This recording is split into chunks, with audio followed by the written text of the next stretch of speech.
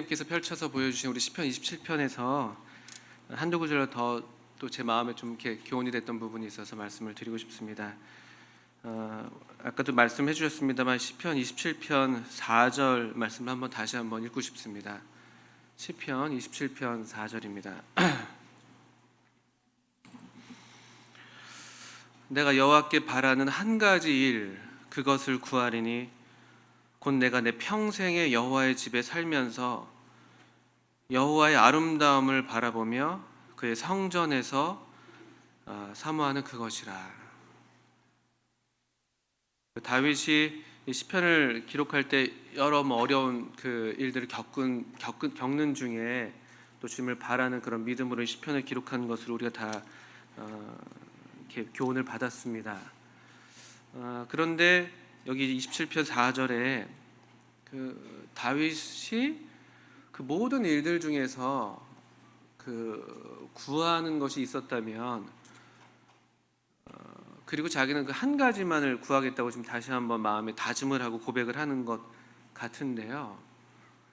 이것을 구한다고 지금 고백하는 것이죠. 내가 여호와께 바라는 것은 한 가지입니다. 한 가지.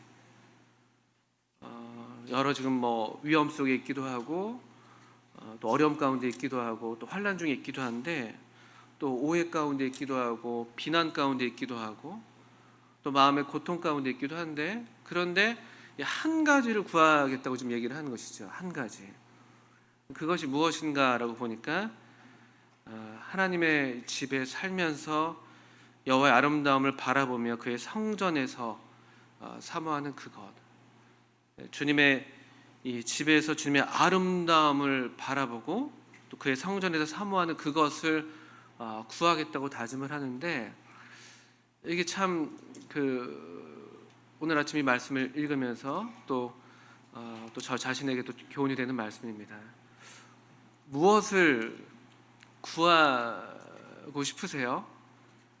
솔로몬한테도 이게 주님이 꿈 가운데 나타나셔서 내가 너에게 무엇을 줄고 이렇게 물어보셨잖아요. 만약에 주님께서 우리 성도님들에게 오셔서 내가 뭘 너한테 주기를 원하냐, 네가 정말 원하는 한 가지가 있다면 그게 뭐냐 라고 한다면 무엇을 바라시겠습니까? 물론 다들 다르시겠죠. 우리 추석 명절을 지낸 어린이들 같은 경우는 갖고 싶었던 선물이나 어디 뭘 가는 거 이런 것들 얘기할 수도 있겠고, 근데 한번 생각해 보시죠. 정말 나에게 하나님께서 뭘 주신다고 할 것 같으면은, 또 내가 정말 한 가지를 구할 수 있다고 할 것 같으면은 무엇을 구할 것인가?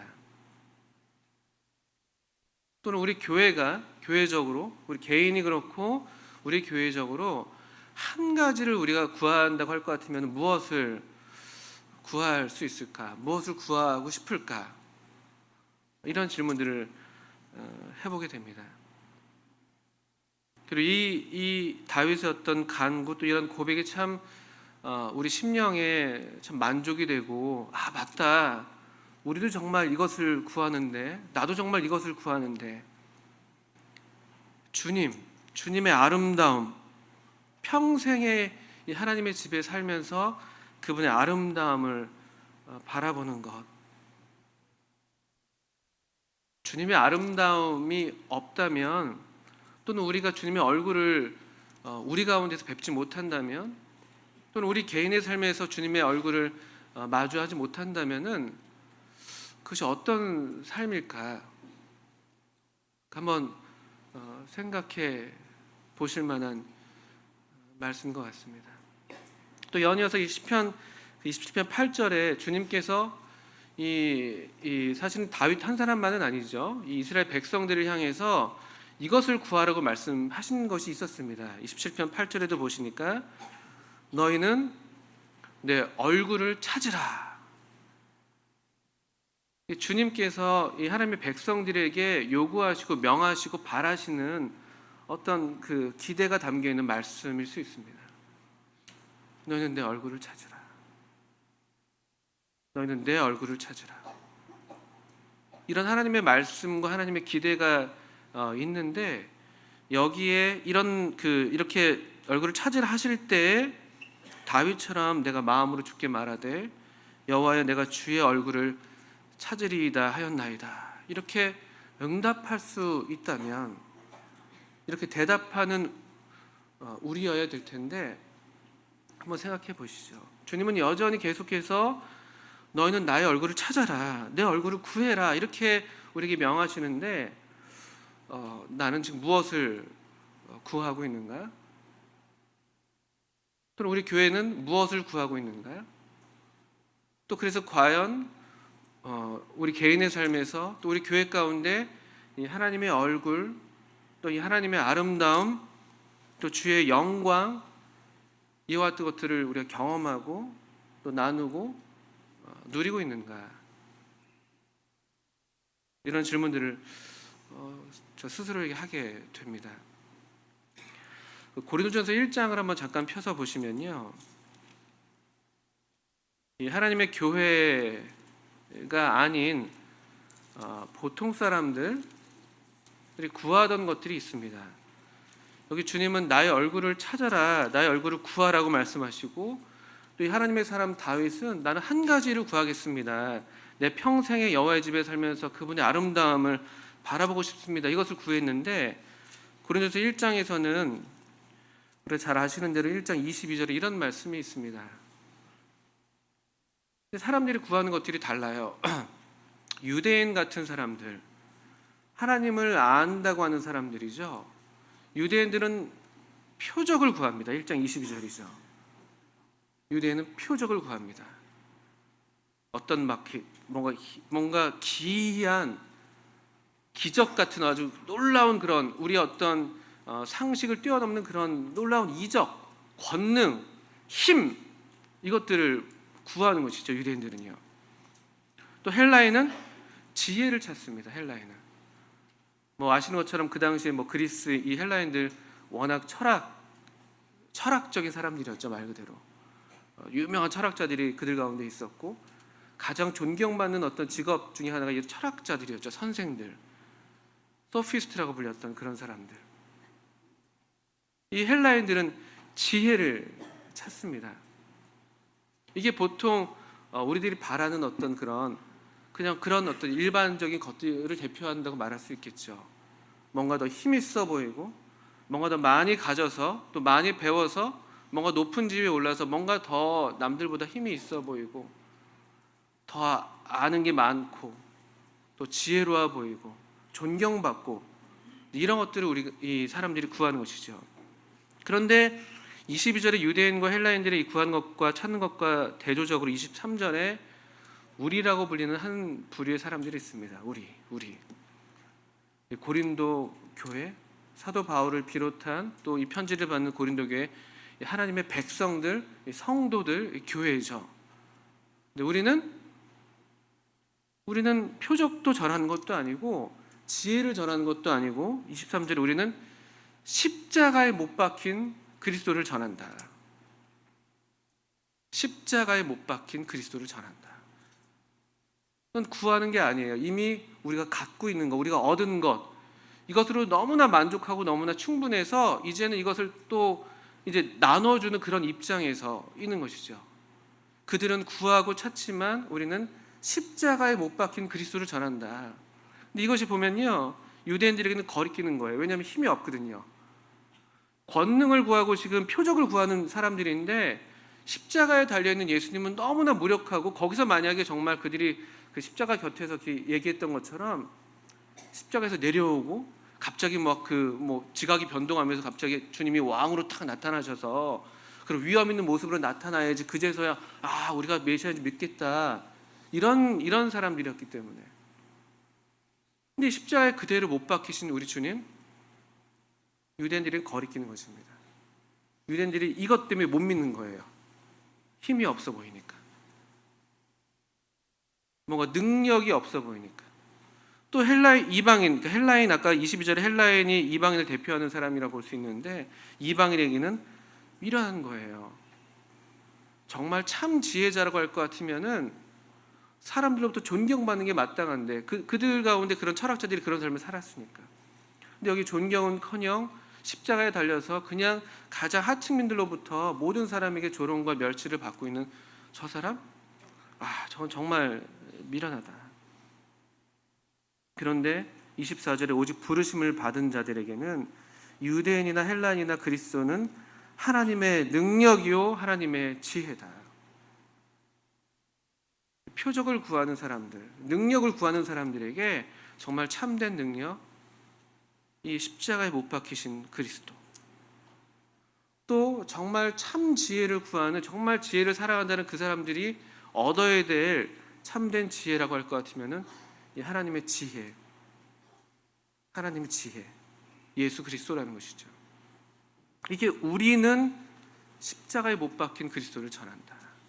유대인들은 권능을, 표적을 구하고 헬라인들은 지혜를 찾지만, 그런데 여기 다윗은 그런 것들을 구하고 찾지 않고 이 주님의 아름다움을 바라보는 것, 그 한 가지 구합니다. 그것으로 만족합니다. 또 오늘날 우리에겐 더 이 계시의 빛이 더 환하게 빛나서 우리 앞에 십자가에 못 박힌 그리스도라는 가장 아름다운 이 하나님의 영광, 사람들은 가장 추하고 가장 더럽고 미련한 것이라고 봤지만, 그러나 가장 아름답고 가장 지혜로운 우리 주님을 우리가 믿고 또 모시고 있는 것이죠. 25절에 이렇게 얘기하고 있습니다. 하나님의 어리석음이 사람보다 지혜롭고 하나님의 약하심이 사람보다 강하다. 이게 말이 안 맞는 말이죠. 하나님이 어리석다니요? 하나님이 약하시다니요? 그런데 십자가에 못 박힌 그리스도, 하나님이 어리석어 보였고 하나님이 약해 보였습니다. 가장 약한 모습으로 주님이, 우리 하나님이 가장 낮고 약한 모습을 우리 가운데 그렇게 비참한 죽음을 당하셨고, 가장 어리석은 모양으로 십자가에 매달려서 무력하게 달려 계셨죠. 그런데 하나님의 어리석음, 하나님의 약함이라고 보이는 그것이 어떤 누구보다도, 이 세상에 어떤 모든 사람들이 힘을 다 모은 것보다도 훨씬 더 권능이 있으시고, 세상에 어떤 지혜, 모든 사람들의 지혜를 모은 것보다도 훨씬 더 지혜로운 하나님의 지혜인 것을 사도 바울이 고백하고 있습니다. 그러면서 형제들아, 너희를 부르심을 보라. 육체를 따라 지혜로운 자가 많지 아니하며 능한 자가 많지 아니하며 문벌 좋은 자가 많지 아니하도다. 그러나 하나님께서 세상에 미련한 것들을 택하사 지혜 있는 자들을 부끄럽게 하려 하시고, 세상에 약한 것들을 택하사 강한 것들을 부끄럽게 하려 하시며, 하나님께서 세상에 천한 것들과 멸시받는 것들과 없는 것들을 택하사 있는 것들을 폐하려 하시나니, 29절 보십시오. 이는 아무 육체도 하나님 앞에서 자랑하지 못하게 하려 하심이라. 너희는 하나님으로부터 나서 그리스도 예수 안에 있고, 예수는 하나님으로부터 나와서 우리에게 지혜와 의로움과 거룩함과 구원함이 되셨으니, 기록된 바 자랑하는 자는 주 안에서 자랑하라 함과 같게 하려 함이라. 하나님의 교회는 근본적으로 구하는 게 다릅니다. 우리 가운데 어떤 누구도 힘을 자랑할 수 없습니다. 어느 누구도 지혜를 자랑할 수 없습니다. 왜냐하면 십자가에 못 박힌 그리스도를 우리가 뵙고 있기 때문에, 이 그분의 영광과 아름다움이 우리를 압도하고 있기 때문에 우리 중에 어느 누구도 우리 자신을 자랑할 수 있는 사람이 없습니다. 또 더 감사한 것은 이게 정말 사실이죠. 하나님의 교회 가운데는 그래서 사실은 여기 우리 27절부터 보신 것처럼 사실은 미련하고 또 문벌 좋지 않고 또 약하고 천하고 멸시받고 없는 것들, 그렇게 보이는 사람들이 많습니다. 이게 얼마나 놀랍습니까? 왜냐하면 여기서는 자기를 자랑하는 사람들이 없으니까. 우리가 구하는 것은 표적도 아니고 지혜도 아니고 하나님의 아름다움, 그분의 얼굴을 구하는 것, 또 그래서 우리가 이 십자가에 못 박힌 그리스도를 전합니다. 우리가 이제 교회인데, 저 자신이 교회인데, 교회가 무엇인가 생각하게 돼요. 저희 교회에서도 이제 사도행전을 읽기 시작했는데, 저희 청년회에서도 이번에 이제 2학기가 사도행전을 배워 나가고 있는데요. 이 교회는 무엇인가? 교회는 성령님이 계신 곳이잖아요. 성령님이 이 하나님의 숨결이신데 하나님께서 숨결로 후 불어 넣으셔서 여기에 하나님의 이 숨결로 가득 차 있어야 그게 교회인 것을 배우게 됩니다. 사도행전 2장이 그 기록을 보여주고 있죠. 그리고 교회는 우리 주님이 머리 되신, 주님만이 머리 되시고 주님만이 높임 받으시는, 모든 영광을 받으시는 그런 곳이 교회인데, 우리 개인의 삶에서, 저 자신의 삶에서, 또 우리 교회의 삶 가운데서 과연 무엇을 구하는가? 무엇을 구하는가? 이 한 가지로 충분할 수 있는가? 주님은 여전히 내 얼굴을 찾으라고 말씀하시는데, 우리 중에 누가 마음으로 주님, 제가 주님의 얼굴을 찾습니다, 제가 주님의 얼굴을 구하겠습니다, 이렇게 응답하면서 나가는 주의 백성들, 저 자신이, 또 우리 교회가 그런 응답하는 사람들이 되면 좋겠다 생각합니다. 무엇을 구하시겠습니까?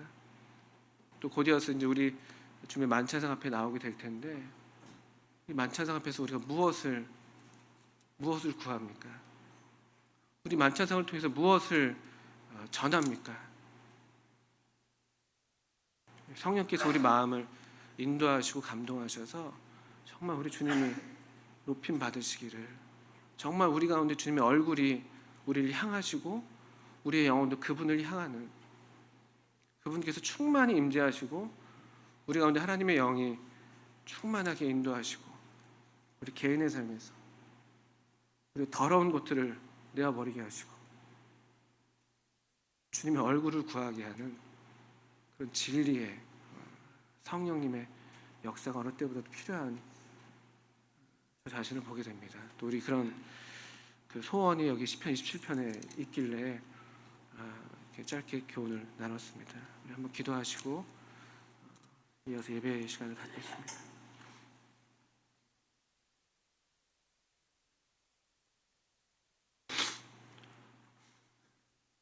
하나님 아버지, 저희들로 주의 얼굴을 찾으라고 또 우리를 향해서 말씀해 주시고 또 불러주셔서 감사합니다. 주님, 우리 주의 자녀들로 참 성령께서 우리를 감동하셔서 이 주님의 부르심에 응답하게 하셔서 저희도 다윗처럼 이 한 가지를 구하게 하시고, 또 그래서 다른 어떤 것을 구하는 것이 아니라 우리 주님의 얼굴을 구하고 주님을 얻어서 우리 주님만을 높이고 주님을 전하는 그런 하나님의 백성들 되게 해주시기를 기도합니다. 예수님의 이름으로 하나님 아버지께 기도합니다. 아멘.